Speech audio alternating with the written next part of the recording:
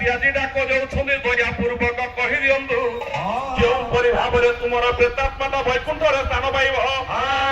ହେଲେ ଆଜି ମୁଁ ସତ୍ୟ ସତ୍ୟ ତ୍ରିବାର ସତ୍ୟ କରୁଛି ଅଯୋଧ୍ୟାର ସିଂହାସନ ଚାଲିଯିବ ରାଜପଦକ ଚାଲିଯିବ କିନ୍ତୁ ତୁମର ପ୍ରେତାତ୍ମାଟିକୁ ମୁଁ ବୈକୁଣ୍ଠରେ ସ୍ଥାନ ଦେବି।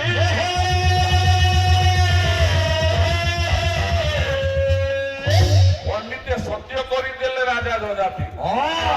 ଏଇଠି ଆପଣଙ୍କର ଶୃଙ୍ଗାର ତୁଳକ ମହାକବି କାଳିଦାସ ଗୋଟେ ପଦ କହିବେ ରାଜା ଯଜାତି ସତ୍ୟ କରୁଛନ୍ତି ବାଚ ସାର ମହିପତେ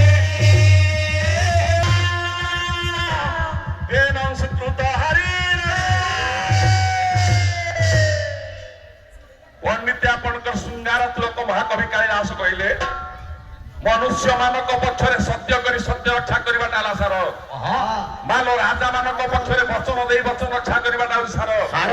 ହେଲେ ରାଜା ତ ଏଠି ବଚନ ଦେଇନାହାନ୍ତି ରାଜା ଏଠି ସତ୍ୟ କରିଛନ୍ତି। କଣ ସତ୍ୟ କରି ପଣ୍ଡିତେ ସତ୍ୟ କରିଛନ୍ତି ଆପଣଙ୍କର ବିଦଗ୍ଧ ଚିନ୍ତାମଣି ଅଭିମନ୍ୟୁ ସାମନ୍ତ ସିଂହ ବାଲିଆ ବିଞ୍ଝାରପୁର କବି ଗୋଟିଏ ପଦ କହୁଛନ୍ତି ରାଜା ଯଜାତି ସତ୍ୟ କଲେ କେମିତିକା ସତ୍ୟ କରୁଛନ୍ତି ଆରେ ରସାଳ ଦିବ କମଳ ଫୁଟିବ ଯଦ୍ୟପି ପର୍ବତ ଶିଖରେ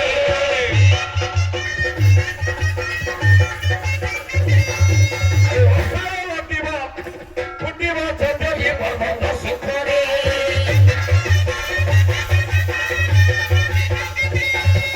ରସିବେ ବିରଞ୍ଚି ଆକାଶେ ସମାନ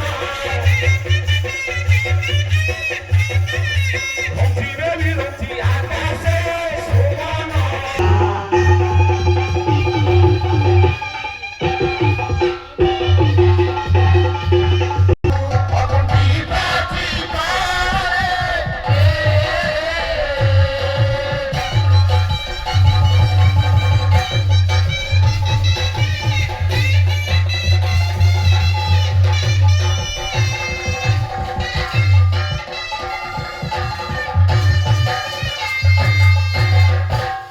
ପଣ୍ଡିତେ ବାରିନ୍ଦୁ ଘରକୁ ଡାକଟି ହସି ଆସୁଛି ଯଜାତି ବାବୁରେ ଯଦି ଗୋଟିଏ 8 ବର୍ଷର ବ୍ରାହ୍ମଣ ସନ୍ତାନକୁ ନେଇ ଗୋଟିଏ ଯଜ୍ଞଟିଏ କରିବ ସେହି ଯଜ୍ଞରେ ସେ ବ୍ରାହ୍ମଣ ସନ୍ତାନକୁ ଆହୁତି ରୂପେ ପ୍ରଦାନ କରିବ ତାହେଲେ ମୋର ପ୍ରେତାତ୍ମାଟା ବୈକୁଣ୍ଠରେ ସ୍ଥାନ ପାଇବ। ମାଲ ଶୁଣିଦେଲେ ରାଜା ଯଜାତି ଯେତେବେଳେ ରାଜା ଯଜାତି ପଣ୍ଡିତେ ଶୁଣିଦେଲେ